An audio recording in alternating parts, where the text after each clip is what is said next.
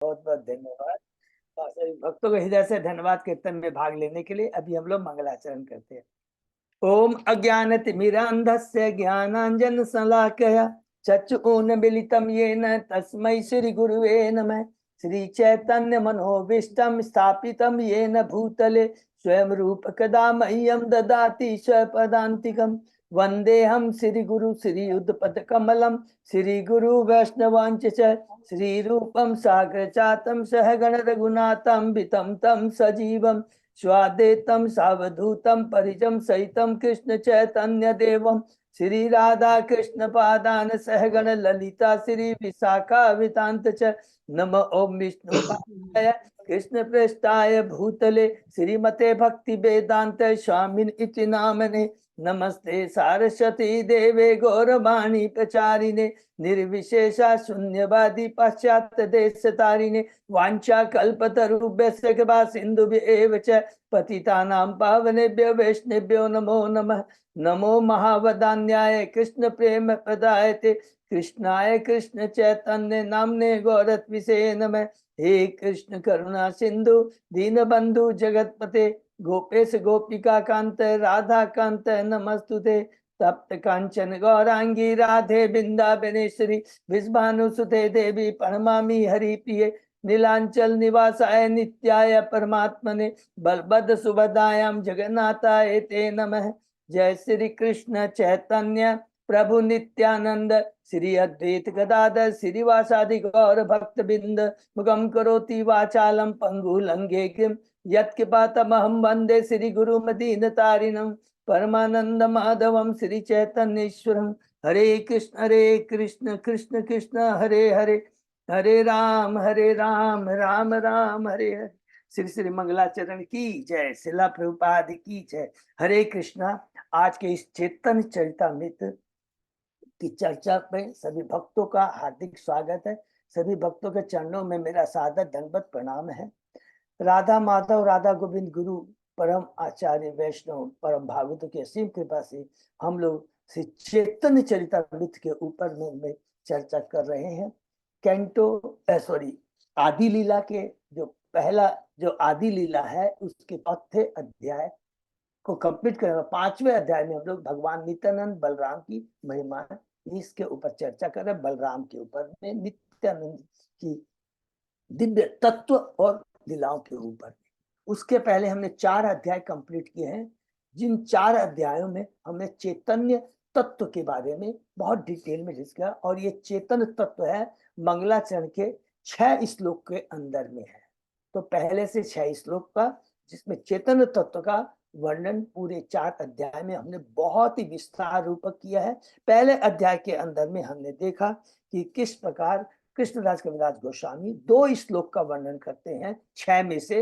उन 2 श्लोक में क्या है, वो नमस्कार करते हैं गुरु को, भक्त को, ईश्वर को, भगवान के अवतार को, भगवान के अंश को और भगवान की अंतरंगा शक्ति को। और उसके बाद में वो विशेष नमस्कार करते हैं नित्यानंद प्रभु को और चेतन महाप्रभु को। तो पहले जो साधारण नमस्कार है जिसमें हमने देखा गुरु के बारे में हमने बहुत डिटेल में पढ़ा कि गुरु जो शिक्षा गुरु दीक्षा गुरु होते हैं। उसके बाद में भक्त के बारे में पढ़ा, भगवान के जो निजी संगी होते हैं और साधन भक्त होते हैं। फिर अवतार के बारे में पढ़ा, अंश अवतार, गुण अवतार, शक्ति बीस अवतार। उसके बाद भगवान के प्रकाश के बारे में पढ़ा, प्रकाश विग्रह और विलास विग्रह। उसके बाद में भगवान की शक्तियों के बारे में पढ़ा, वैकुंठ की लक्ष्मियां, द्वारका की रानियां, वृंदावन की गोपियां। ये दूसरा 2 श्लोक। तीसरा श्लोक का वर्णन दूसरे अध्याय में है जिसका शीर्षक अध्याय का पूर्ण पुरुषोत्तम श्री चैतन्य महाप्रभु। इसमें डायरेक्टली हमने कृष्ण तत्व चैतन्य तत्व को पढ़ा। सबसे इंपॉर्टेंट श्लोक क्या है याद रखेंगे कि स्वयं भगवान जो है अपने को 3 रूपों में हम जान सकते हैं। भगवान को ब्रह्म, परमात्मा और भगवान। यही पूरा डिटेल में बहुत डिटेल में वर्णन किया कृष्णदास कविराज गोस्वामी। और उन्होंने रेफरेंस दिया भागवतम के 2 श्लोक का, ईश्वर परम कृष्ण सच्चिदानंद विग्रह एते चांस कला पुंस कृष्णस्तु भगवान सर्व और वदंती तत्व तत्व जित ज्ञान अद्वयम। और दूसरा ब्रह्म संहिता से दिया ईश्वर परम कृष्ण सच्चिदानंद विग्रह अनादि आदि गोविंद सर्व कारण। बहुत डिटेल में हमने पढ़ा है ये कृष्ण तत्व के बारे में। तीसरा श्लोक।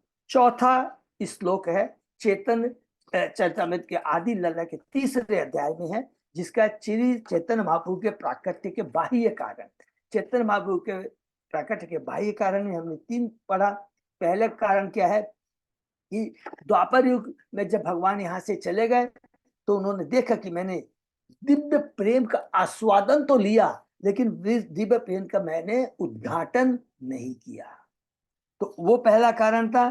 दूसरा, कलयुग का आरंभ हो चुका था और कलयुग का जो धर्म है, नाम संकीर्तन है, उसका प्रचार करना था। और तीसरा था कि अद्वैताचार्य के हुंकार, उन्होंने जब देखा कि नवद्वीप में सब लोग पूरे माया भौतिकतावादी हो गए हैं, लाखों लाखों करोड़ों रुपया केवल ब्याह में खर्चा किया जा रहा है, विवाहों में खर्चा किया जा रहा है, तो उस समय वो दुखी हो जाते हैं और कृष्ण भगवान की पूजा करते हैं। नरसिंह शालिग्राम को लेकर के उसमें तुलसी दल और गंगा जल को अर्पण करके हुंकार लगाते हैं, भगवान आ जाते हैं। ये 3 कारण है जिसने हम लोगों ने पढ़ा तीसरे अध्याय में।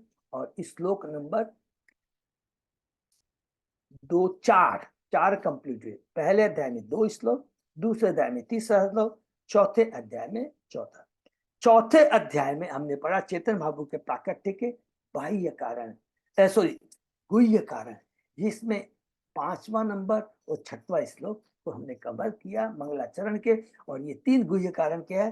पहला, प्रथम की भगवान जानना चाहते थे कि राधा रानी की भक्ति कैसी है, पहला। दूसरा, मेरे में ऐसा क्या गुण है जिसके प्रति राधा रानी आकृष्ट होती है, दूसरा। और तीसरा, मेरी भक्ति कर कर करके राधा रानी को क्या दिव्य आनंद का अनुभव होता है। तो इस 3 कारण को लेकर करके चेतन महाप्रभु इस धरा पर प्रकट हुए। लेकिन इन 3 कारण को बताने के समय देखिए कृष्णदास कविराज ने क्या किया है, सब इम्पोर्टेंट से याद रखेंगे। कृष्ण तत्व और राधा तत्व को बहुत डिटेल में यहाँ पर बता दिया है हमने जो पढ़ा। फिर 5वां अध्याय जो कि अभी हम लोग कर रहे हैं, यह है भगवान नित्यानंद बलराम की महिमा। तो चैतन्य तत्व हमने पढ़ा और दूसरा उसके बाद में है बलराम तत्व, जो कि कृष्णदास कविराज गोस्वामी कहते हैं कि पहले 6 श्लोकों में मैंने महाप्रभु की महिमा का वर्णन किया। अब नेक्स्ट 5 श्लोक मीन्स 7, 8, 9, 10, 11 मंगलाचरण के 7, 8, 9, 10, 11 5 श्लोकों में मैं भगवान नित्यानंद के महिमा का वर्णन करूंगा। और शुरू करते क्या कहता, भगवान बलराम भगवान श्री कृष्ण के द्वितीय शरीर हैं। सबसे पहला बात तो ये कहते हैं। उसके बाद में कहते हैं कि ये जो कृष्ण के प्रथम शारीरिक विस्तार हैं, इनका उद्देश्य क्या है? भगवान की दिव्य लीलाओं में सहायता करना। ये सबसे इंपॉर्टेंट बात है, याद रखना है। और उसके बाद में 7वां श्लोक का वर्णन करते हैं। वो श्लोक कहाँ से लिया है? कृष्णदास कविराज गोस्वामी ने स्वरूप दामोदर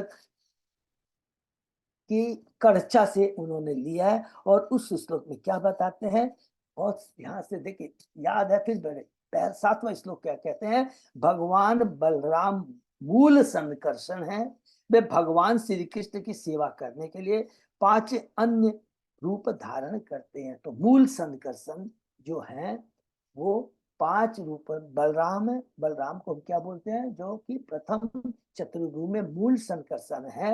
वे अपने को 5 रूप धारण करते हैं। कौन कौन सा है? महाशंकर्षण, कारोदक्षाय विष्णु, गर्भोदक्षाय विष्णु, क्षीरोदक्षाय विष्णु और अनंत शेष।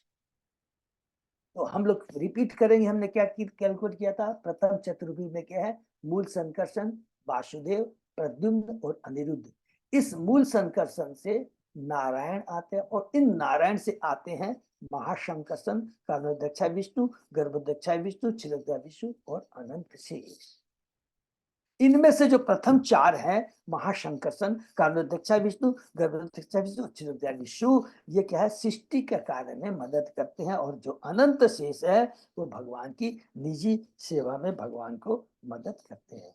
भगवान नित्यानंद चतुर्भुज में संकर्षण नाम से विख्यात है। जैसे मूल संकर्षण हमको मालूम है कि प्रथम चतुर्भुज में और द्वितीय चतुर्भुज में महाशंकर्षण के नाम से जो विख्यात है। उसके बाद में आठवां श्लोक, देखिए ऐसे बता ही दू, आठवां श्लोक में बताएंगे कि ये मूल संकर्षण कहाँ रहते हैं, पर व्योम में रहते हैं। और उसमें पूरा डिटेल में हमने वर्णन सुना है भगवान के परव्योम, भगवान के धाम का। ये होगा 8वां श्लोक में। 9वां श्लोक में एक्सक्लूसिवली कर्णोदक्षाई विष्णु के बारे में बताएंगे।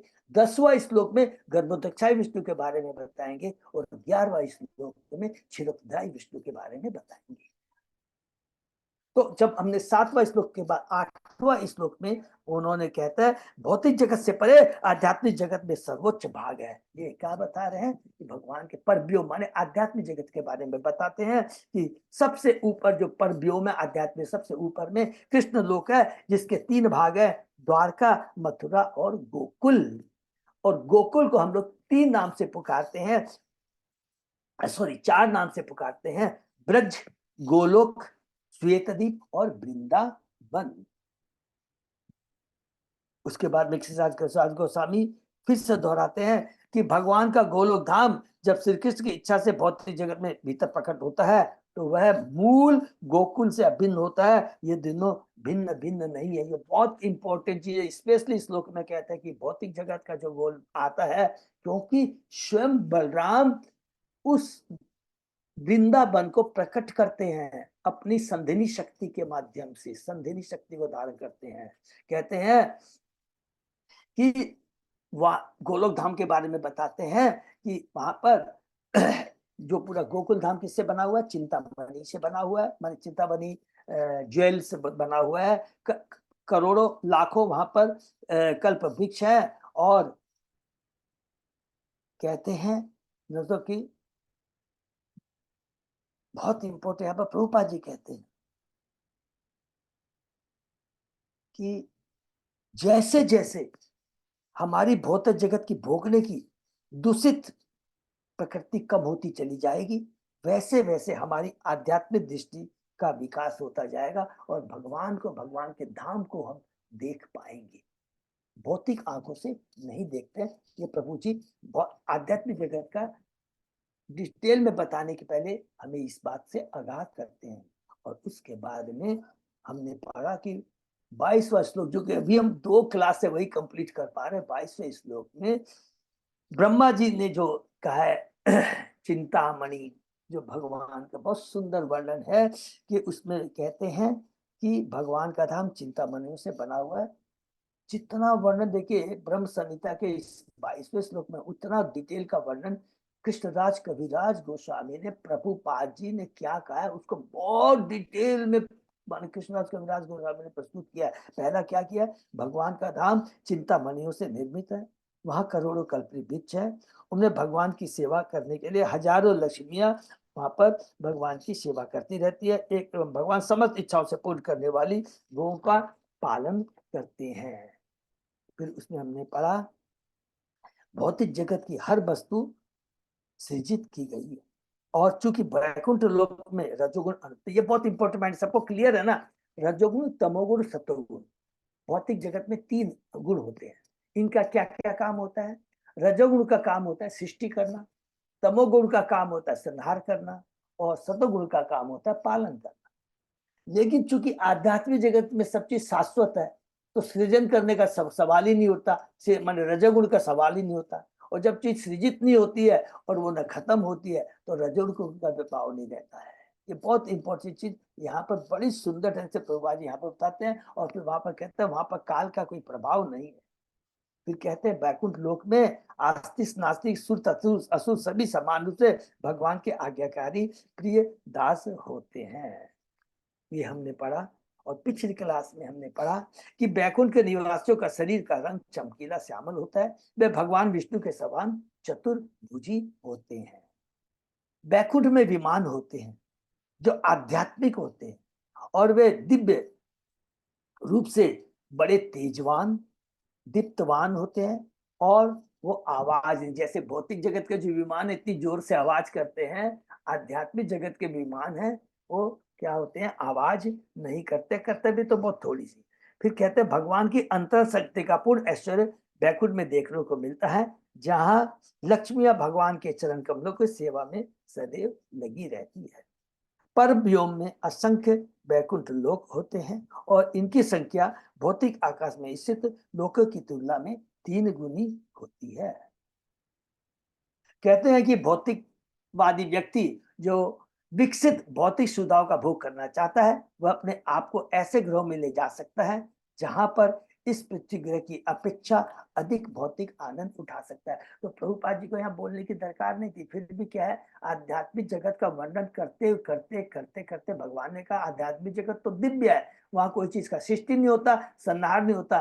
फिर कहते हैं देखो भौतिक जगत में जो हम लोग पृथ्वी लोक में है ना, अगर हमको भोगने की इच्छा है तो पृथ्वी की अपेक्षा और जितने वहां पर, जैसे कि भू, भूअर, स्वर्ग, महलोक, जनलोक, तपलोक, ब्रह्मलोक, उसमें हम और ज्यादा भौतिक आनंद प्रदान कर सकते हैं। किंतु सबसे अच्छी योजना यही होगी कि भाई शरीर को त्याग करने के बाद सीधा परलोक जाने की तैयारी करे, न कि उच्च लोकों में जा करके भौतिक भोग भोगने की इच्छा करे। किंतु यदि वह भौतिक सुविधाओं को भोगने के लिए उतारू है तो वह योग सिद्धियों का उपयोग करके अपने आप को भौतिक आकाश के अन्य ग्रहों में स्थानांतरित कर सकता है। ये बहुत डिटेल में प्रभुपाद जी यहाँ पर हम लोगों को बताते हैं। तो यहाँ तक हमने पढ़ा, उसके बाद में प्रभुपाद जी बहुत डिटेल में हम लोग पढ़ा था, मन, बुद्धि, अहंकार सबके बारे में कहते हैं। और कहते हैं कि एक भौतिकतावादी तथा योगी में इतना ही अंतर है कि भौतिकतावादी अपने शरीर का निर्धारण नहीं करता, जबकि योगी इच्छा अनुसार उच्च लोकों में भोग करने के लिए उपयुक्त शरीर प्राप्त कर सकता है। लेकिन जो परम योगी वो है जो कि उच्च लोकों की भी इच्छा न कर करके सीधा भगवान के धाम जाने की इच्छा करता है, अपने को उसके लिए तैयारी करता है। तो ये हम लोगों ने 22वें अध्याय में उच्च लोक का बहुत डिटेल में पढ़ना, इतना सुंदर, विश्वास कीजिए आप, हम लोगों को और कहीं नहीं मिलेगा। इवन भागवतम में हमें कहीं कहीं कहीं थोड़ा सा वर्णन है, लेकिन एकमात्र इसी चेतन चरितामृत कृष्णराज कविराज गोस्वामी ने, सबको याद होगा कि हम लोगों को पूरा डिटेल में ये वर्णन, इवन हम लोगों ने जो कि चौथे अध्याय में भी कुछ वर्णन किया है, कुछ दूसरे अध्याय में भी किया है, और उसके बाद में आगे भी जब रामानंद राय को भी से जब चेतन महाप्रभु की वार्ता होगी उसमें भी कुछ वर्णन मिलेगा। और उसके बाद में चेतन महाप्रभु जब सनातन गोस्वामी को बनारस में जब वो शिक्षा देंगे उस समय भी वर्णन मिलता है। तो ये सारा वर्णन जो कि परव्योम का आध्यात्मिक जगत का वर्णन इतना डिटेल में और कहीं हमको नहीं मिलेगा। अब इसके आगे हम लोग पढ़ते हैं। तो हम लोगों ने 7वां श्लोक और 8वां श्लोक, 7वां श्लोक में पढ़ा कि मूल संकर्षण अपने को 5 में, महासंकर्षण, कालोत्थाय विष्णु, गर्भोत्थाय विष्णु, छिद्रोत्थाय विष्णु और अनंत शेष के रूप में करते हैं। प्रथम 4 के सृष्टि का काम करते हैं और लास्ट अनंत दृश्यों का काम करते हैं। उसके बाद में 8वां अध्याय में कि जो परव्योम है भौतिक जगत से 3 गुना ज्यादा है, वहां का सब चीज दिव्य है, उसके बारे में बताया। और कहते हैं कि हम लोग का प्रयत्न ये होना चाहिए कि भौतिक जगत इस 14 ब्रह्मांड में जाने की बजाय मनुष्य योनि बहुत दुर्लभ है, हमें भगवान की भक्ति कर करके उस आध्यात्मिक जगत में जाना चाहिए जहां पर भगवान श्री कृष्ण गोलोक में रहते हैं और नित्यानंद प्रभु है जो उनके प्रथम विस्तार है। किस प्रकार वो संकर्षण के रूप में जाने जानते हैं और वो सृष्टि का कार्य करते हैं और भगवान की सेवा करते हैं। ये हमने 2 श्लोक में, अब हम लोग आगे पढ़ेंगे। ओम नमो भगवते वासुदेवाय, ओम नमो भगवते वासुदेवाय, ओम नमो भगवते वासुदेवाय। हरि बोल। आदि लीला अध्याय 5 श्लोक नंबर 23 प्रभु ने डिस्प्ले किया था। Very good. मथुआ द्वारकाय निज रूप प्रकाशिया, नाना रूपे विलसे चतुर्भुजा। भगवान के अपने निजी रूप को मथुरा तथा द्वारका में प्रकाशित करते हैं। वह चतुर्भुज रूप में अपना विस्तार करके नाना प्रकार से लीलाओं का आनंद है। भगवान के अपने निजी रूप को मधुर वेदा में प्रकाशित करते हैं। चतुर्भुज के रूप में हमने पढ़ा है, जो प्रथम चतुर्भुज है वो कहाँ रहते हैं? वो प्रथम चतुर्भुज रहते हैं हमारे द्वारका और मथुरा के अंदर में रहते हैं। वासुदेव संकर्ष प्रद्युम्न अनिरुद्ध सर्व चतुर्भुज अंशितुर विशुद्ध। वासुदेव संकर्ष प्रद्युम्न अनिरुद्ध ये चार मूल चतुर्भुज रूप है, जिनसे अन्य सारे चतुर्भुज रूप प्रकट होते हैं, वे सभी शुद्ध रूप से दिव्य है। तो प्रथम चतुर्भुज से इसमें क्या नाम है? संकर्षण है, उनको क्या बोलेंगे? मूल संकर्षण बोलेंगे। और इन्हीं मूल संकर्ष से आगे चल के नारायण, और उन नारायण से फिर महाशंकर्षण, वासुदेव, प्रद्युम्न और अनिरुद्ध। और ये सब जो सेकंड चतुर्भुज कहाँ रहते हैं? बैकुंठ लोक में रहते हैं। लेकिन प्रथम चतुर्भुज कहाँ रहते हैं?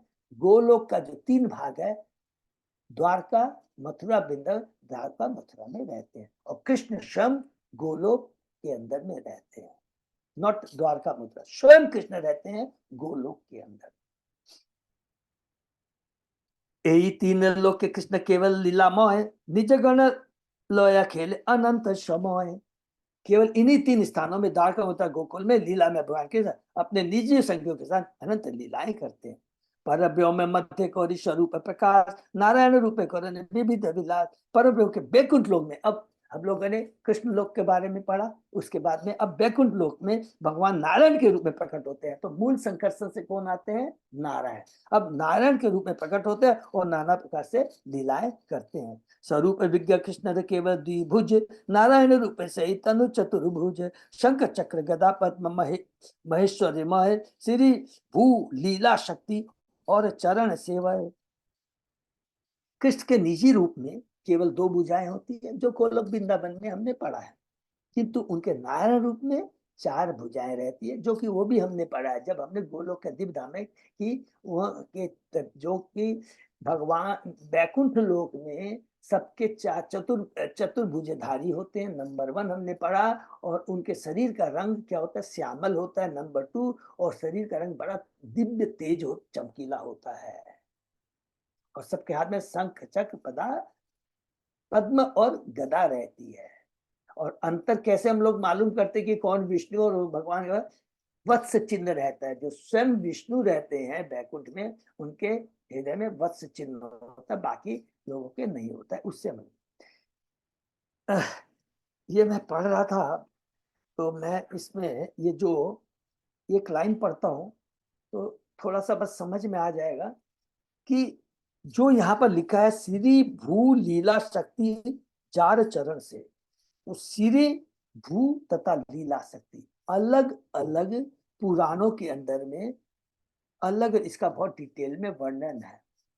तो लेकिन संक्षेप में मैं बता दूं कि भू का मतलब श्री भू तथा शक्तियां यहाँ ही लिखा हुआ है लास्ट में, तात्पर्य के लास्ट में रखा, प्लीज उसी को रखेंगे। और बाकी अलग अलग है। इच्छा शक्ति अगर बोलेंगे तो चलिए पढ़ लेते हैं।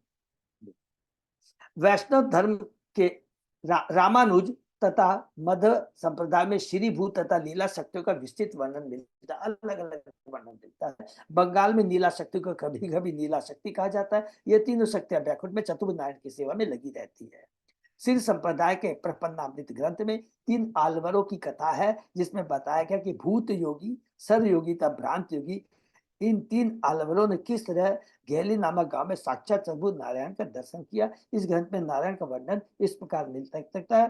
ताक्षिरादि रूढ़म तदि दम्बुदाभम लक्ष्मीधरम वक्षसि पंकजाक्षम हस्तुदे शोभित शंख चक्रम विष्णु दधि शुभ भगवंत माध्यम अजानुबाहुम कमनीय गात्रम पार्श्वद्वये शोभित भूमि नीलम पीताम्बरम भूषण भूषितांगम चतुर्भुजम चंदन चंदन रूसितांगम।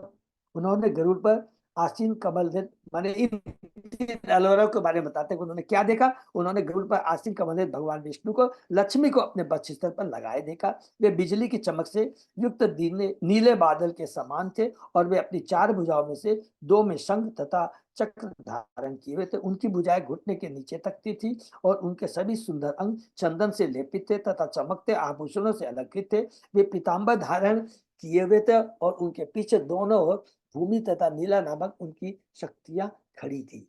तो ये वर्णन है 3 आलवरों का। उसके बाद में सीतोपनिषद में है, जो उपनिषद है उसमें से श्री भूत तथा ला शक्तियों का उल्लेख इस प्रकार मिलता है। महालक्ष्मी देवश्य भिन्ना भिन्न रूपा चेतना चेतनात्मिका सा देवी त्रिविधा भवती शक्त्यात्मा इच्छा शक्ति क्रिया शक्ति साक्षात साक्षात्तिरिक्ति इच्छा शक्ति त्रिविधा भवती श्री भूमि नीलात्मिका। भगवान की स्वरूप शक्ति महालक्ष्मी विविध प्रकार से अनुभव की जाती है। वे भौतिक आध्यात्मिक शक्तियों में विभाजित है और दोनों ही रूपों में इच्छा शक्ति क्रिया शक्ति अंतरात्मा के रूप में कार्य करती है। इच्छा शक्ति पुनः 3 भाग में विभाजित है। ये है श्री भू तथा लीला। भगवद गीता के अपने भाषण में मध्वाचार्य ने शास्त्रों का प्रमाण देते हुए बताया है कि माता भौतिक प्रकृति जिसका विचार माया शक्ति दुर्गा के रूप में किया जाता है 3 भागों में विभाजित है, श्री भू तथा नीला।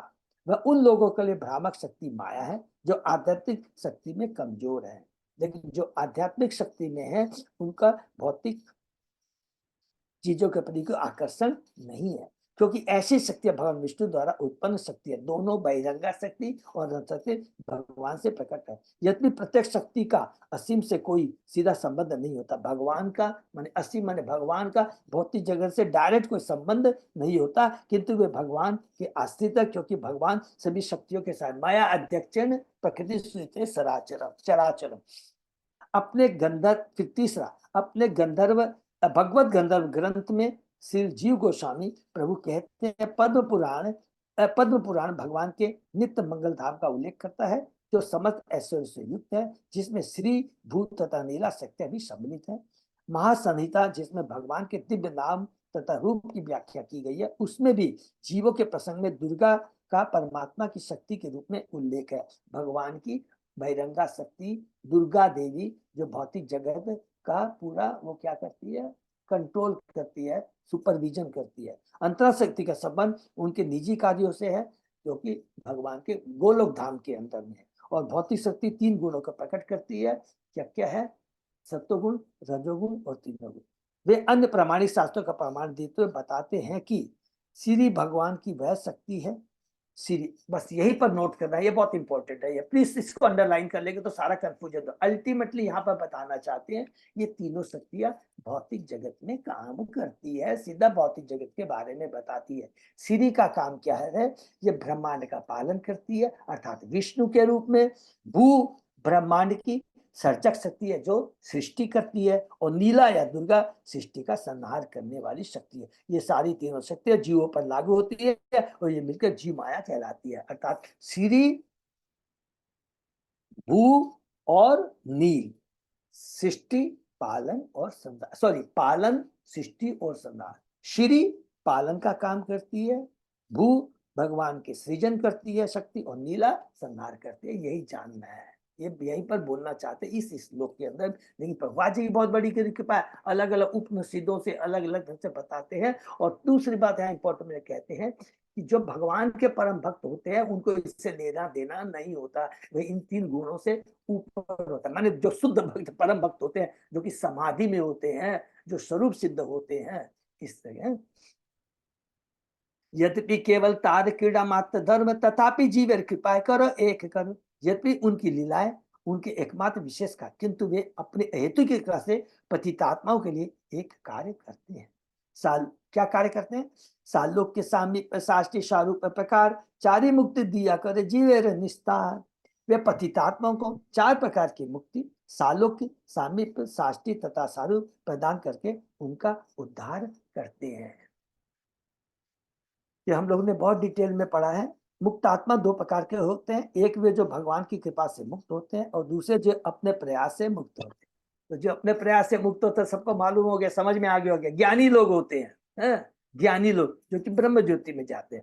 लेकिन जो भगवान के द्वारा मुक्त होते हैं तो वो कहाँ जाते हैं? वो वैकुंठ लोक में जाते हैं, और 4 तरह का वो मुक्ति अपनी इच्छा के अनुसार प्राप्त कर सकते हैं। एक वे जो भगवान की कृपा से मुक्त होते हैं, और दूसरे वे जो अपने प्रयास से मुक्त होते हैं। जो व्यक्ति अपने प्रयास से मुक्त होता है वह निर्विशेषवादी कहलाता है, और वह ब्रह्म ज्योति में लीन हो जाता है। हरि बोल। किंतु वे भगवत भक्त जो भक्ति द्वारा मुक्ति लाभ करते हैं उन्हें 4 प्रकार की मुक्तियां प्रदान की जाती है। लेकिन हमने पढ़ा जो भगवान के परम शुद्ध भक्त होते हैं, जिनका उद्देश्य, जिनकी इच्छा एकमात्र भगवान के चरणों की सेवा करना है, भगवान के नाम गुणगान का श्रवण कीर्तन स्मरण करना है, वो कहाँ जाते हैं? वो गोलोक में जाते हैं। गोलोक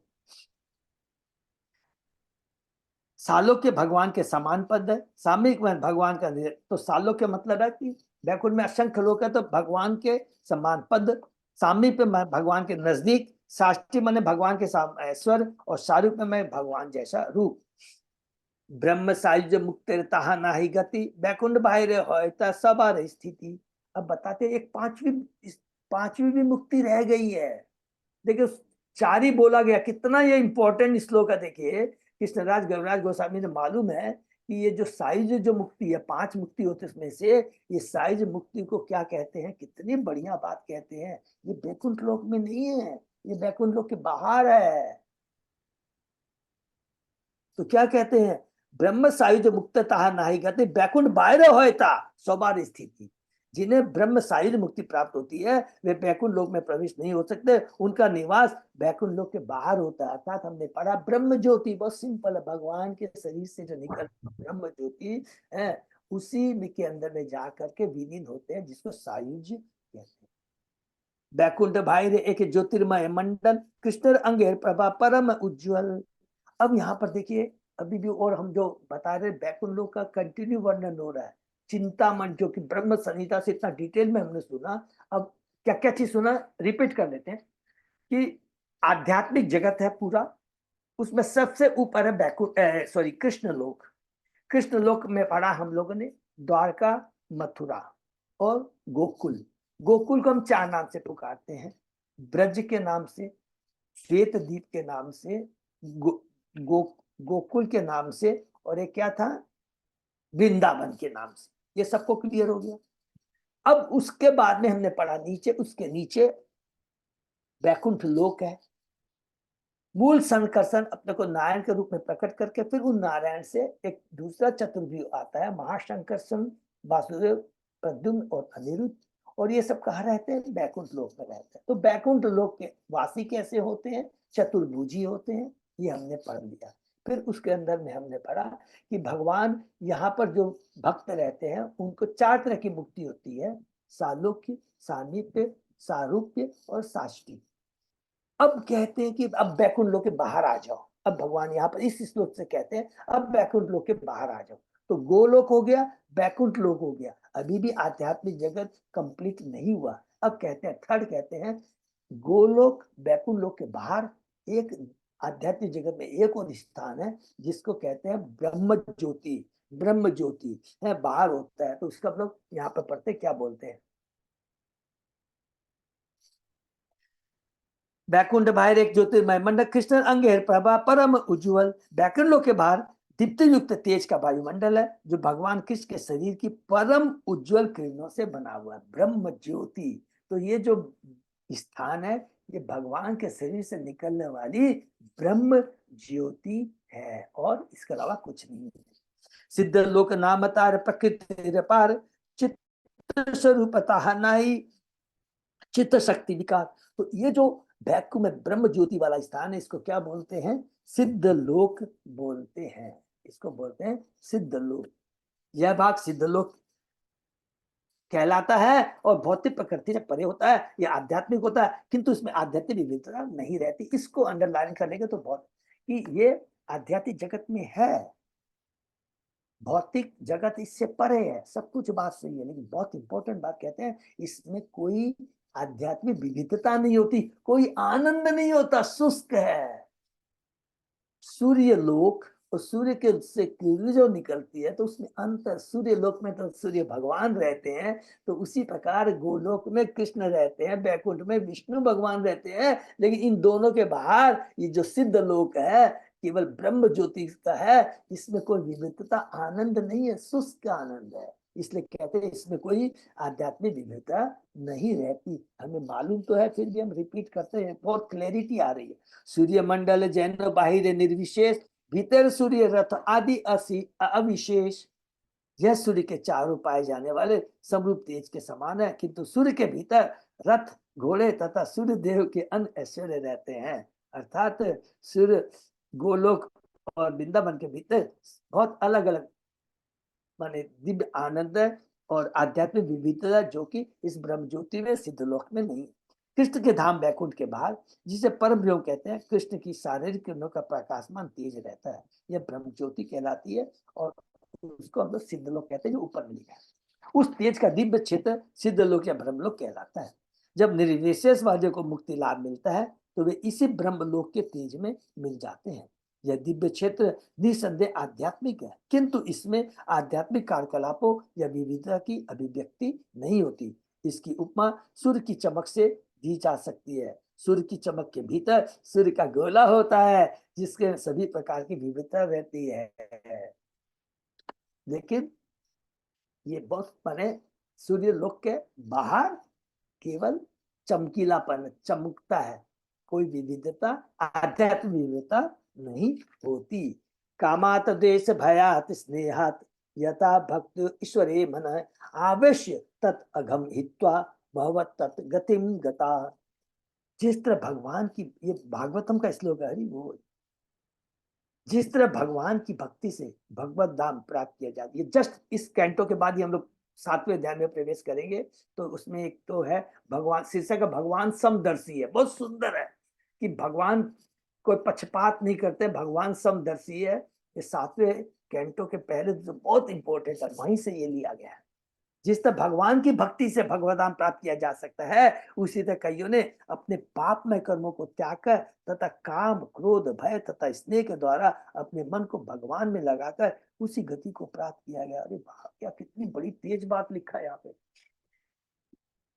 दो तरह के लोग होते हैं, नास्तिक और एक होते हैं आस्तिक। आस्तिक का मतलब क्या होता है, ये बहुत देखिए सूक्ष्म चीज है। नास्तिक में वो कहते हैं भगवान है ही नहीं, भगवान का कोई साकार रूप है ही नहीं, वो तो एकदम गए गुजरे हो गए। अब आस्तिक में भी जो होते हैं वो भगवान के भक्त होते हैं, असुर भी होते हैं।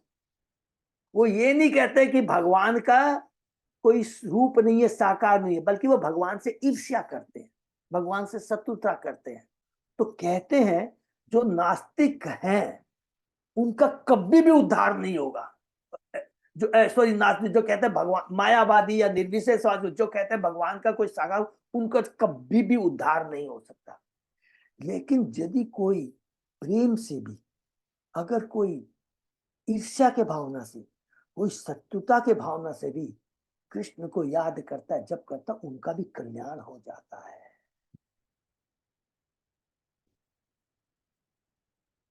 जिस प्रकार शक्तिशाली सूर्य अपनी प्रखर किरणों से सभी प्रकार की गंदगी को शुद्ध कर देता है, उसी प्रकार पूर्ण दिव्य रूप भगवान उस मनुष्य के सारे भौतिक गुणों को शुद्ध कर देते हैं जिसे वे आकृष्ट करते हैं।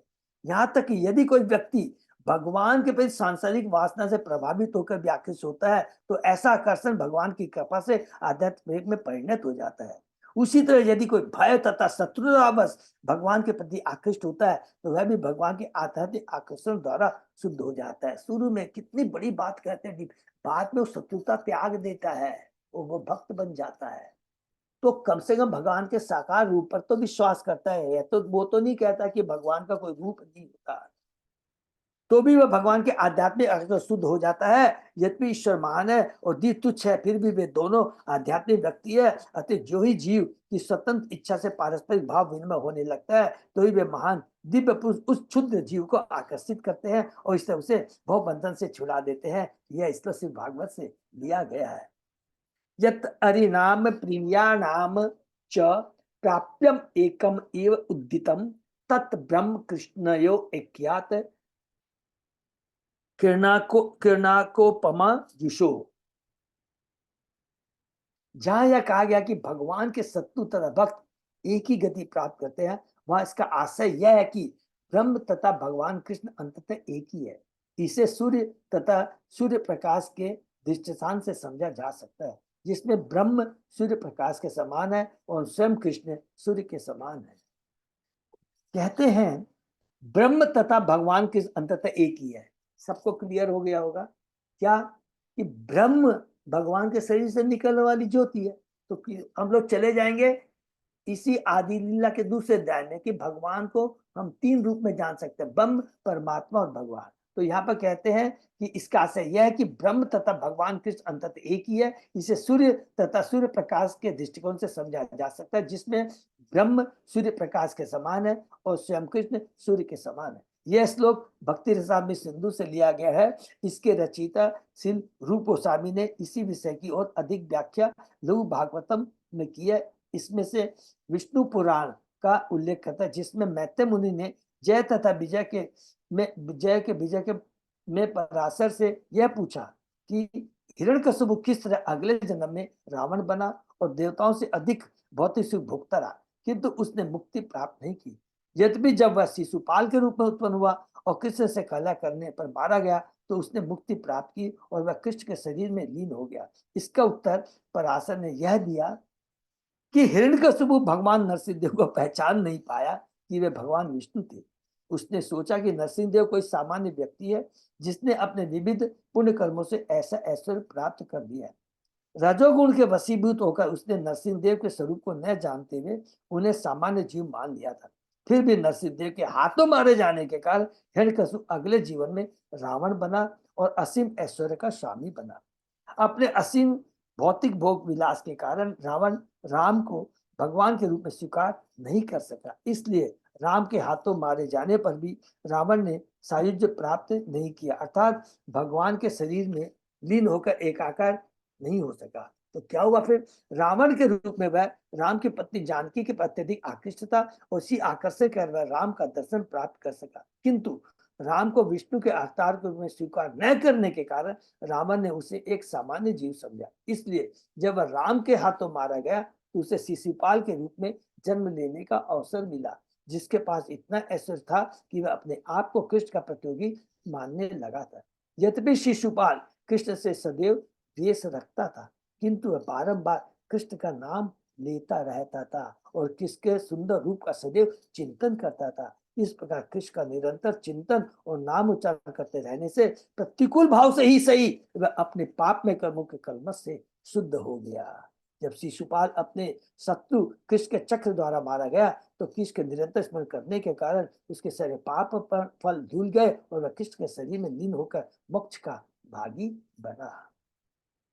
बहुत इंपॉर्टेंट पॉइंट बताया। इस घटना से यह समझना चाहिए कि जो व्यक्ति कृष्ण को अपना शत्रु मानता है और उनके हाथों मारा जाता है वह भी मोक्ष प्राप्त करके कृष्ण से तदाकार हो सकता है। तो फिर उन भक्तों की तो बात क्या क्या है जो कृष्ण को सदैव अनुकूल भाव से अपने स्वामी या मित्र मानते हैं। इन भक्तों को कृष्ण के शारीरिक तेज ब्रह्म लोक से भी अच्छा स्थान प्राप्त होना चाहिए। भक्तगण उस निर्विशेष ब्रह्म तेज में स्थित नहीं हो सकते जिसमें निर्विशेषवादी तथाकार होना चाहते हैं। भक्तों को तो वैकुंठ लोक या कृष्ण लोक में स्थान दिया जाता है।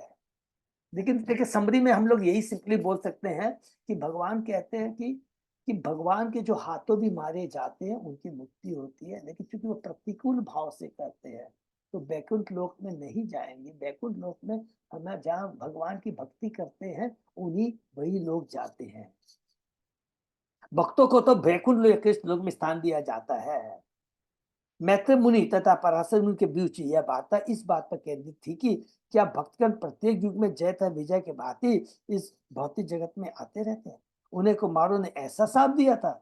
हिरण्यकशिपु रावण शिशुपाल के विषय में मैत्रेय को उपदेश देते समय पराशर ने यह नहीं कहा था कि ये असुर पूर्व जन्म में जय तथा विजय थे। उन्होंने 3 जन्मों के माध्यम से देहांतर का वर्णन मात्र किया। यह आवश्यक नहीं कि पुण्य पुरुषोत्तम भगवान के वैकुंठ के पार्षद सभी कल्पों में जब जब भगवान अवतार ले उनके शत्रु की भूमिका निभाए। जय तथा विजय का पतन एक विशेष कल्प में हुआ था। वे प्रत्येक कल्प में असुर की भूमिका निभाने के लिए नहीं आते। It is just information. Brahma ji के एक कल्प को क्या बोलते हैं, एक दिन बोलते हैं ना। तो हर कल्प में जरूरी नहीं है कि वो इसी भूमिका में आए। यह सोचना नितांत गलत हो गया कि प्रत्येक कल्प में भगवान के कुछ पार्षद असुर बनने के लिए वैकुंठ से अधपतित होते हैं। ये कब होते हैं, आते हैं, ये बहुत इंपॉर्टेंट है। पूर्ण पुरुषोत्तम भगवान में वे सारी प्रवृत्ति, ये बहुत इंपॉर्टेंट है, इसे पढ़ेगा सारा क्लैरिटी हो जाएगा कि कब आते, किस किस कल्प में, किस कल्प में भगवान के जो भक्त होते हैं वो भगवान की इच्छा से आते हैं, पतन होता है। कब? पूर्ण पुरुषोत्तम भगवान में वे सारी प्रवृत्तियां होती है जो जीव में पाई जाती है, क्योंकि वे प्रधान जीवंत हस्ती है। इसलिए यह स्वाभाविक है कि कभी कभी भगवान विष्णु युद्ध करना चाहते हैं। हरि बोल। तो किसी कल्प में भगवान की इच्छा हुई कि मैं युद्ध करना चाहता हूँ। जिस प्रकार उनमें सृजन, भोग, शक्य, वत्सलता आदि की प्रवृत्ति पाई जाती है, इसी तरह उनमें युद्ध करने की भी प्रवृत्ति होती है। कभी कभी बड़े बड़े जमींदार तथा राजा लोग पहलवानों को रखते हैं जिनसे वे क्रीड़ा युद्ध करते हैं। उसी तरह विष्णु भी अपने लिए ऐसी व्यवस्था करते हैं। जो असुर इस भौतिक जगत में पूर्ण पुरुषोत्तम भगवान से युद्ध करते हैं, वे कभी कभी उनके पार्षद होते हैं। वही है जय विजय, वो पार्षद होते हैं। वे बैकुंठ के अपने कुछ पार्षदों को उकसाकर यहाँ पर आने और असुर की भूखा अदा करने के लिए प्रेरित करते हैं। तो चतुष कुमारों के माध्यम से किसको भगवान, तो इसका मतलब क्या हुआ? चतुष कुमारों के माध्यम से भगवान ने जय विजय को उकसाया। उकसाया, उकसाकर क्या किया? चतुष कुमारों को बोला तुम लोग अंदर नहीं जा सकते हो। तो वो क्रोधित हो जाते हैं, वो अभिशाप देते हैं। अर्थात ये भगवान की जब इच्छा हुई कि मुझे युद्ध करना है, तब भगवान ने ऐसा किया। तो वे बैकुंठ के अपने कुछ पात्र उकसाकर यहाँ पर आने और असुर के भूमक अदा करने के लिए प्रेरित करते हैं। जब यह कहा जाता है कि शिशुपाल कृष्ण के शरीर में समा गया, तो यह ध्यान रखना चाहिए कि इस किस्से में वह जय विजय न था, अपितु वास्तविक असुर था। हरि बोल। श्री सनातन गोस्वामी ने अपने बृहद भागवतामृत ग्रंथ में बतलाया है कि भगवान के ब्रह्म तेज में एकाकार होकर मुक्ति प्राप्त करने को जीवन की सबसे बड़ी उपलब्धि नहीं माना जा सकता, क्योंकि कंस जैसे असुर जो ब्राह्मणों तथा गौ को मारने के लिए कुख्यात है, उस मोक्ष को प्राप्त हुए। भक्तों के लिए ऐसा मोक्ष निंदनीय है। भक्त वास्तव में दिव्य पद पर अवस्थित होते हैं, जबकि अभक्त नरक जाने के पात्र होते हैं। भक्त के जीवन में तथा असुर के जीवन में अंतर होता है, और उनकी अनुभूति उसी तरह पृथक होती है जिससे स्वर्ग और नरक के बीच अंतर है। असुर सदैव भक्तों से द्वेष करते हैं और ब्राह्मण तथा गायों का वध करते हैं। असुरों के लिए ब्रह्म तेज में तादाकार और अत्यंत महिंसाशाली हो सकता है, किंतु भक्तों के लिए यह नारकी है। भक्त के जीवन का लक्ष्य पूर्ण पुरुषोत्तम भगवान की प्रेमा भक्ति में पूर्णता प्राप्त करना है।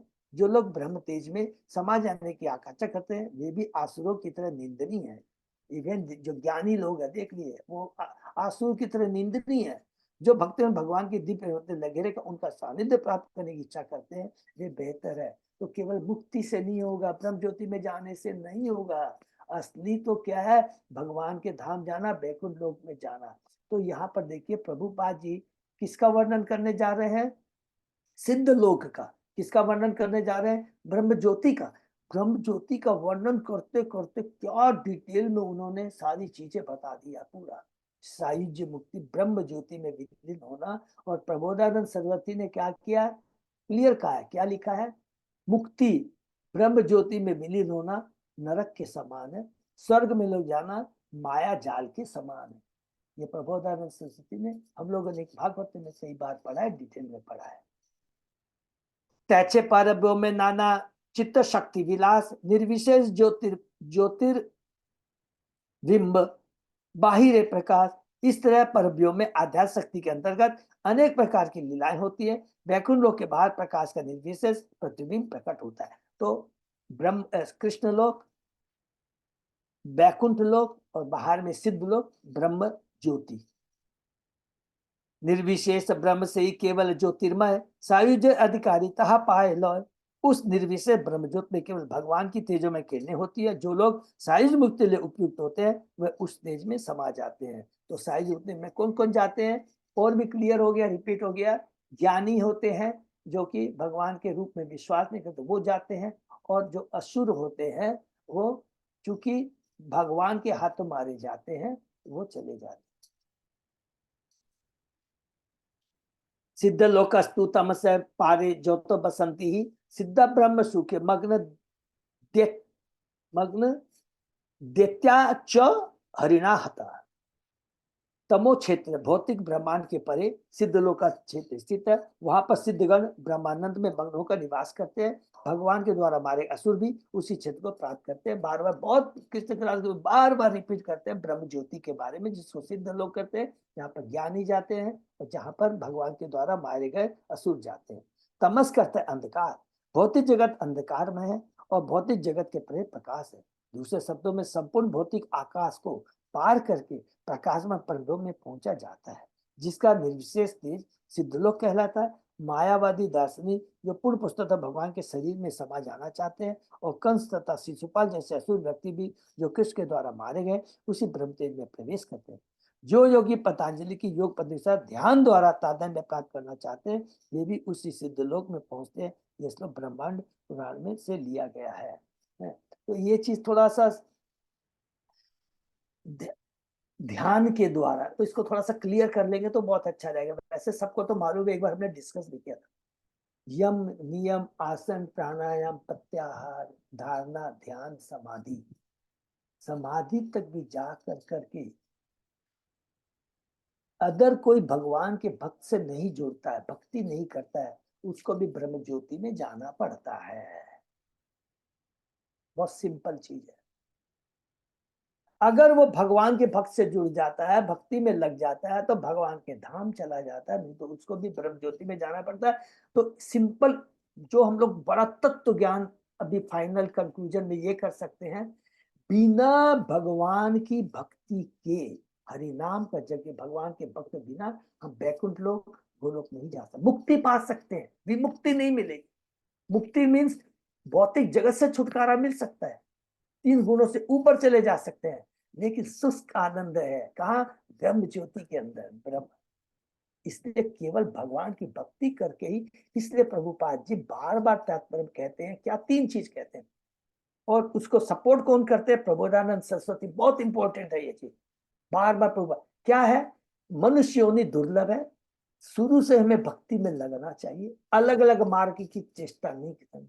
और इसी चीज को रामानंद राय के मुख से चेतन महाप्रभु हम बद्ध जीवों को भी सुनाते हैं। बहुत सुंदर है। जब हम लोग अध्याय 8 है, मध्य अध्याय 8 या 9, 8 9 2 अध्याय है मध्य लीला, उसमें यही चीज कहते हैं, स्वधर्म का आचरण करना, निष्काम कर्म करना, अपने कर्मों को भगवान में समर्पित कर देना, ज्ञान मिश्र भक्ति, ज्ञान मिश्र भक्ति, फिर ज्ञानहीन भक्ति, सब बोलते हैं चेतन भाव, सबको रिजेक्ट करो, रिजेक्ट करो। ये सब का अल्टीमेटली जब तक भगवान से वो ब्रह्म ज्योति में जाएंगे। फिर कहते हैं भक्ति, फिर भक्ति के अलग अलग बताते हैं, दास्य भक्ति, साख्य भक्ति, माधुर्य वात्सल्य भक्ति, फिर उसके बाद माधुर्य भक्ति, और माधुर्य भक्ति में भी फिर गोपियों के बाद राधा रानी का प्रिय। तो ये बहुत इंपॉर्टेंट चीज है साहब। तो हमें समय मिला हम लोग को खाली हरिनाम का जप करना, भक्तों का संग करना है और अपने जीवन का कल्याण करना है, ये बहुत इंपॉर्टेंट चीज है। हरे कृष्ण मुझे यही विराम देते। हाँ प्रभु, यही पे बड़ा टफ है, थोड़ा बहुत है, बस यही है। लेकिन देखिए ये कृष्णदास कविराज गोस्वामी, हम लोग सब जो भी समरी पढ़ रहे हैं, देखिए समराइज करते हैं अपने यहाँ पर। हम लोग जितने भक्त बैठे हैं, बहुत ही सूक्ष्म ज्ञान है पूरा। हम लोगों ने कृष्ण तत्व के बारे में पूरा पढ़ा, वो भक्ति से रिलेटेड है। उसके बाद में हम लोग ने नित्यानंद के बारे में अब जानते हैं। नित्यानंद का काम क्या है? नित्यानंद प्रभु का काम क्या? भगवान की आदेश का पालन करना। वो क्या करते हैं? भगवान के आदेश के अनुसार सृष्टि करते हैं। सृष्टि किस लिए करते हैं? जैसे कि भगवान की जो आत्माएं हैं, ममेवान से जीव, उन आत्माओं का कल्याण हो सके। और उस भौतिक जगत की सृष्टि का कार्य जो सारा काम करते हैं, कौन करते हैं? इसलिए याद रखें, कारणोदक्षाय विष्णु, क्षीरोदक्षाय विष्णु, गर्भोदक्षाय विष्णु, क्षीरोदक्षाय विष्णु। कृष्ण भगवान के कला हो गए, क्योंकि कृष्ण भगवान के कला हो गए, नित्यानंद प्रभु के अंश हो गए।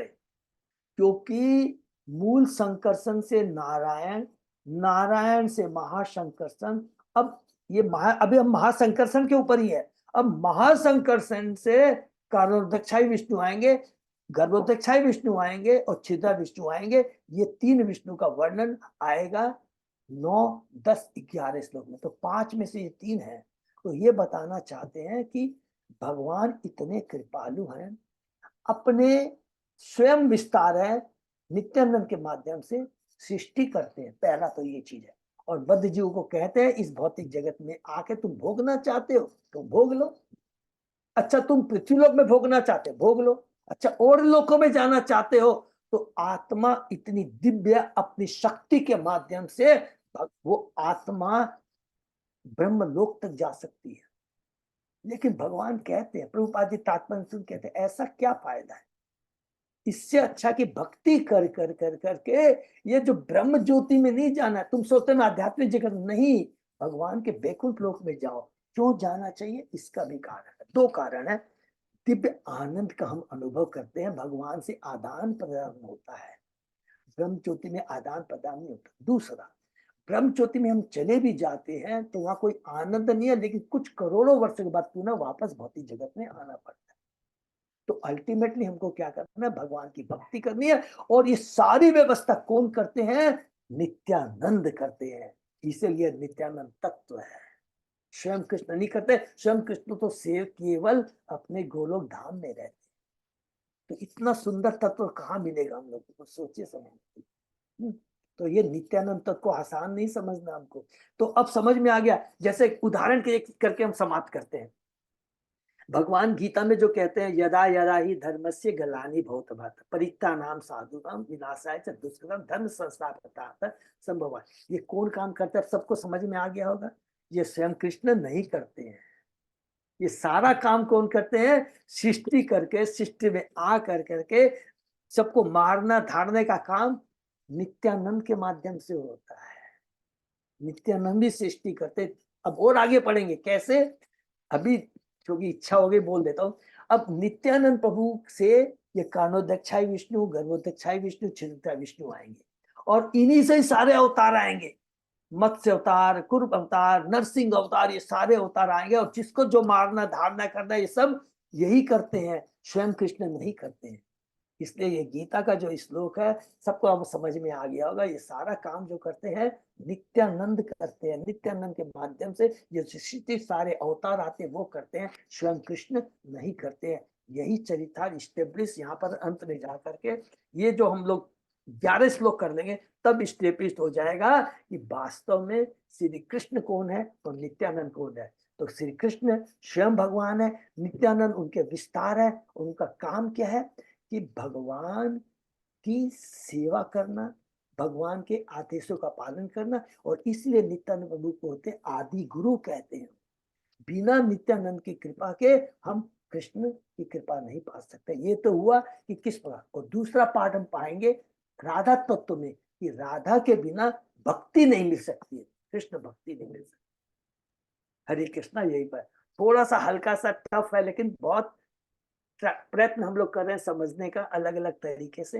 ठीक है, ये होगा तो फिर दोबारा हम लोग रिपीट करेंगे। हरे कृष्णा। किसी का कोई प्रश्न? हरे कृष्णा प्रभु जी, कि हाँ। डर से, चाहे ना शत्रु से और चाहे वासना से, कैसे भी भगवान के भजो, पर भगवान के पास जाते हो आध्यात्मिकता में बदल जाता है वो चीज।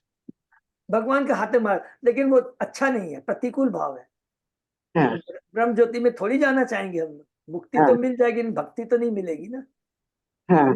ठीक है ना माता जी। और भगवान के समीप चले जाते हैं, आध्यात्मिक चीज हो जाती है वो, सारी आध्यात्मिक चीज हो जाती है वो। देख, उसके चक्कर में नहीं पड़ना हमको। हमको तो भगवान की भक्ति करनी है माता जी। ठीक है ना। तो भगवान बहुत बड़े कृपालु है, तो हमको तो आपको ये बात भी सबको समझ में आ गया होगा ना। देखिए, जब तक 3 गुणों से रहते, पाप रहते हैं, तो भौतिक जगत को छोड़ नहीं सकते, भौतिक जगत में आना पड़ेगा। लेकिन शत्रुता के भाव से भी भगवान के हाथों मारे जाते हैं, तो उनके पाप नष्ट हो जाते हैं। 3 सतोगुण ऊपर हो, लेकिन चूंकि भक्ति नहीं करते हैं तो ब्रह्म ज्योति में जाते हैं। सेम चीज है, ज्ञानी है, ज्ञानी कोई कर्म नहीं करता है ना, इसलिए 3 गुणों का प्रभाव नहीं रहता है। अब भगवान बोलते हैं इनका क्या किया जाए, क्योंकि ये भौतिक जगत में नहीं रखने लायक है, इन्होंने कोई पाप भी नहीं किया, न पुण्य किया है। तो भगवान कहते हैं ब्रह्म ज्योति में दे दो इसको, तो वो भी ब्रह्म ज्योति में चले जाते हैं। अर्थात जो 3 कलमों से मुक्त होकर ब्रह्म ज्योति में जाते हैं, लेकिन जो भक्ति करते हैं वो स्वतः 3 कलमों से तो मुक्त हो ही जाते हैं और भगवान के बैकुंठ लोक को चले जाते हैं। और प्रभु जी हरे कृष्णा। हरे कृष्णा। मोहनदास प्रभु बताएंगे हमें। हाँ। वो ये भी है कि जो ब्रह्म ज्योति में जाते हैं बाद में उनको फिर नीचे आ जाना पड़ता है। हाँ, और बाद में उनको नीचे भी आ जाना, क्या फायदा है। गरीब ये हो। एक श्लोक है ना, ये ने अरविंदाक्ष विमुक्त मानिनस त्वयस्त भावाद हाँ अभिशुद्ध बुद्ध है। आरुह्य कृच्छ्रेण पदं परं पदं तथा पतंती अधा। हरि अर्थात बोल। जो भगवान के चरणों की सेवा इन्हें अरविंदाक्ष विमुक्त मानिस, जो भगवान के चरणों से विमुख है, हाँ, तो वो अगर ब्रह्म ज्योति तक पहुंच भी गए तो उनको फिर नीचे आना पड़ेगा। आना पड़ता है। हरि बोल। प्रभु ये कौन सा श्लोक है, थोड़ा बताएंगे प्लीज? मैं आपको रेफरेंस जस्ट थोड़ी देर में भेज देता हूँ। ठीक है प्रभु, बहुत कृपालु है, हमेशा भेजते रहते हैं मेरे को। जैसे लास्ट बार हम लोग ने डिस्कस किया था समाधि के बारे में, तो तुरंत प्रभु ने गीता के दूसरे अध्याय का कौन सा श्लोक भेज दिया है। बहुत सुंदर, क्योंकि दूसरा अध्याय बहुत इंपॉर्टेंट है, जिसमें स्वरूप सिद्ध समाधि अलग अलग उसका बहुत डिटेल में वर्णन किया है, मैंने लास्ट पार्ट में, गीता के लास्ट पार्ट में। तो मोहनदास प्रभु हमें भेजते रहते हैं। तो मुक्ति। प्रभु जी, हाँ, आप ये प्रभुपाद जी के तीन जो वो बताए हैं, उसे एक मनुष्य जीवन बहुत दुर्लभ है, तीन बोले आप, तीन बात प्रभुपाद जी बोले, जैसे मनुष्य योनि बहुत दुर्लभ है, हाँ माता और जी। और दो क्या बोले अभी आप बताए थे? हाँ, मनुष्य होती बहुत दुर्लभ है, पहला तो सबसे इंपॉर्टेंट ये है। दूसरा चीज क्या है कि मनुष्य योनि पा कर करके भक्ति करना, भक्ति करना बहुत। देखिए क्या होता है, मनुष्य योनि पा करके कई बार कितनी छोटे भोग ले, और यहाँ पर कितना बोला, जब हम सोचते हैं अष्ट सिद्धियों के बारे में सुनते हैं, एक लोक से दूसरे लोक जा सकते हैं। और सबसे बड़ी चीज है कि ऊंचे लोक में, जब हम लोगों ने पढ़ा ना, ऊंचे लोक में जा करके देखिए कितनी बात सुनी है कि ऊंचे लोक में, ब्रह्म लोक में जा करके स्थूल शरीर नहीं रहता है। जब स्थूल शरीर नहीं होता है, इसका मतलब क्या हुआ, बुढ़ापा, रोग नहीं होते हैं। ये रोग बुढ़ापा तो भौतिक शरीर में होता है, स्थूल शरीर में होता है, सूक्ष्म शरीर में नहीं होता है। लेकिन सूक्ष्म शरीर में भी क्या होता है कि वो भौतिक है, हमको भौतिक शरीर को त्यागना है। तो ये स्थूल शरीर को त्याग करके सूक्ष्म शरीर तक भी पहुंच गए तो ये काफी नहीं है, बस कुछ उसको भी त्यागना है। त्याग कर करके इससे परे आध्यात्मिक शरीर भगवान की भक्ति करना है। तो ये मनुष्य योनि का पूरा लाभ उठाना है, ये बहुत इंपॉर्टेंट चीज है ना। एक बार मनुष्य योनि में संभव है माता जी। गोलोक धाम में कौन सा शरीर जाएगा? आध्यात्मिक माता जी, आध्यात्मिक। तो आध्यात्मिक माने सूक्ष्म शरीर और स्थूल शरीर सब यही रह दोनों, जाएंगे, सब यही रह जाएंगे, बहुत ही जगह एक अलग शरीर मिलेगा। अलग आध्यात्मिक शरीर मिलता है माता जी। हाँ, ठीक है ना। हरे कृष्णा, यहीं पर विराम देते हैं। बहुत बहुत धन्यवाद सबको। अजय प्रताप, बस और कोई अनाउंसमेंट तो नहीं है, कल बात कर लेंगे। हाँ, कल। हरे कृष्ण से भक्तों का बहुत बहुत धन्यवाद। आज का सेशन ये विराम देते हैं। प्रभु जी वो चैट में भेज दिया है। Thank you so much. Point Hare Krishna. Okay, Hari बोल, धन्यवाद, हरि बोल।